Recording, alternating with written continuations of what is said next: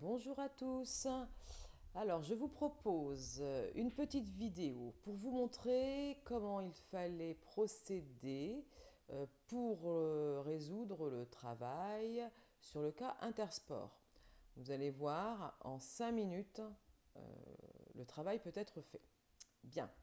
Donc là, nous sommes sur l'onglet numéro 1, l'onglet Intersport. Vous faites dans un premier temps le toto en utilisant bien la fonction somme automatique. Vous vérifiez que vous avez bien la bonne sélection, vous faites entrer. On le fait une deuxième fois sur la deuxième ligne. On fait entrer. Allez, on va le faire une troisième fois sur la troisième ligne pour bien vous montrer qu'il faut faire attention à ce que vous propose l'ordinateur et à faire votre propre sélection le cas échéant. Et puis maintenant, on va recopier vers le bas la formule de calcul afin de gagner du temps. On fait les totaux mensuels en colonne. Pareil, on se positionne sur la cellule où on veut le résultat. On fait somme automatique, on vérifie la sélection proposée et on valide en faisant entrée. Je recopie vers la droite pour gagner du temps. En colonne F, je vous demandais de me faire la moyenne des ventes mensuelles. Donc, on se positionne sur la cellule où l'on veut le résultat. J'utilise la fonction fx. Je clique dessus, je vais chercher la formule qui m'intéresse, à savoir moyenne. Je clique, je vais dans ma boîte de dialogue, je vais faire ma sélection donc uniquement sur les 3 mois. Je retourne dans ma boîte de dialogue, je fais OK. Deuxième fois, je le refais. Non, c'est là. fx. Je vais sur moyenne. OK. Je vais. Alors, je peux y aller directement hein, dans mon classeur. Je fais OK. Et je contrôle mon résultat qui doit être entre la plus petite valeur, 11 000 ici, et la plus grande valeur, 15 000. Je recopie ma formule vers le bas pour gagner du temps. Achat minimum. La même chose, c'est une fonction préenregistrée sur Excel. Donc c'est la fonction min. Je vais chercher la fonction min. Si vous ne l'avez pas, vous allez dans tous. Et là, vous avez toutes les fonctions classées dans l'ordre alphabétique. Min, ici nous n'avons que les dernières fonctions les plus utilisées. Min, je fais OK. Je vérifie ma sélection, donc qui est celle-ci. Je retourne dans ma boîte de dialogue, je fais OK, je contrôle mon résultat. C'est bien 500 la plus petite valeur. Je peux alors recopier ma formule vers la droite. Achat maximum. Je vais sur fx, je sélectionne la fonction max. OK. Là, il me propose la fonction max sur la dernière cellule, mais ce n'est pas ça qui m'intéresse. Donc, je fais ma propre sélection. Je retourne dans ma boîte de dialogue, je fais OK. Je contrôle mon résultat, c'est bien 95 000, la plus grande valeur. Je peux donc recopier vers la droite. Là, j'ai un petit trait qui s'est enlevé, je le remets, voilà. Et puis voilà pour la première partie du travail que nous avions déjà fait en classe. Je recopie mon onglet Intersport 2 fois. Je vous rappelle qu'il faut maintenir la touche CTRL enfoncée pour avoir le petit plus et recopier donc une feuille. Sur l'onglet Intersport 2 que je vais renommer Intersport ordre alphabétique. Ordre alphabétique, alpha. Voilà. Je veux donc classer mes différents articles que je sélectionne ici dans l'ordre alphabétique avec bien évidemment les valeurs qui vont suivre.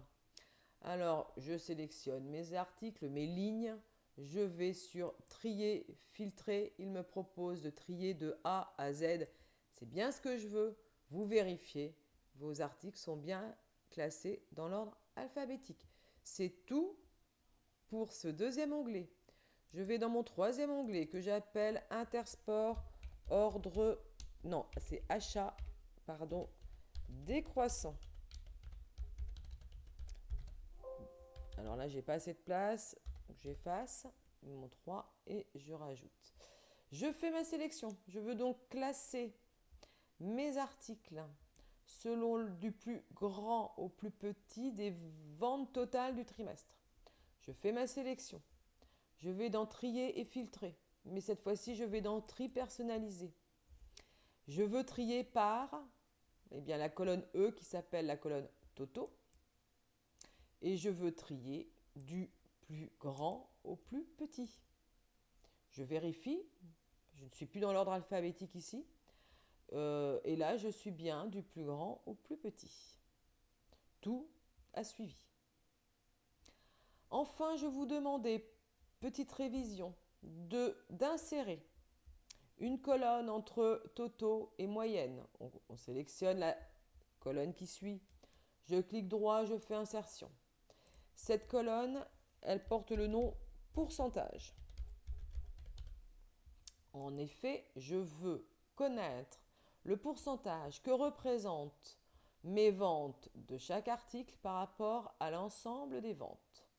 Je vais donc, dans un premier temps, sélectionner toutes mes cellules, elles sont vides, mais je vais tout de suite leur donner le style pourcentage afin qu'ils multiplient directement par 100. Ça m'évite de le faire. Et je vais lui demander également de me mettre 2 décimales. Je clique donc 2 fois sur ajouter une décimale afin d'avoir des résultats à peu près précis. Je vais sur la première ligne.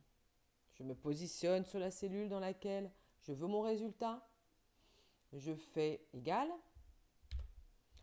Je vais chercher la valeur totale des achats du premier article que je divise par le total des achats. Je valide.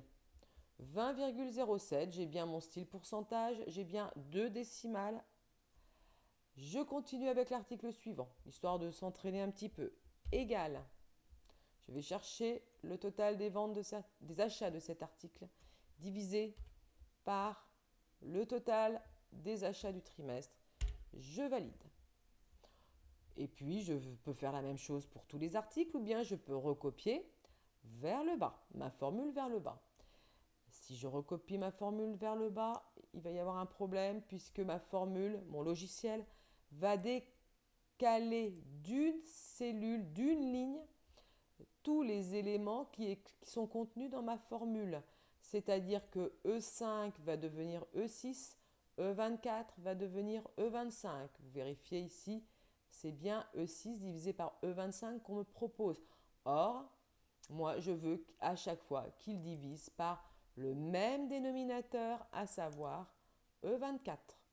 Je vais donc figer E24 dans ma formule de départ en utilisant, je vous le rappelle, les dollars. Je vais donc dans la formule que je veux recopier.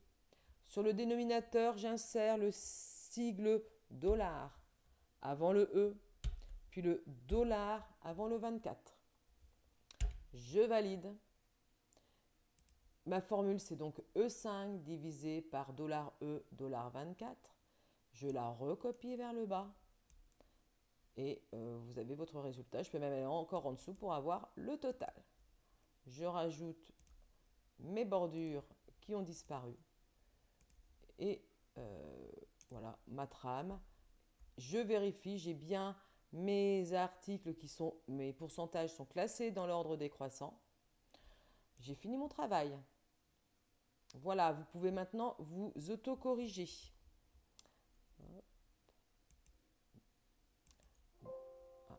Oups. Bon courage à vous!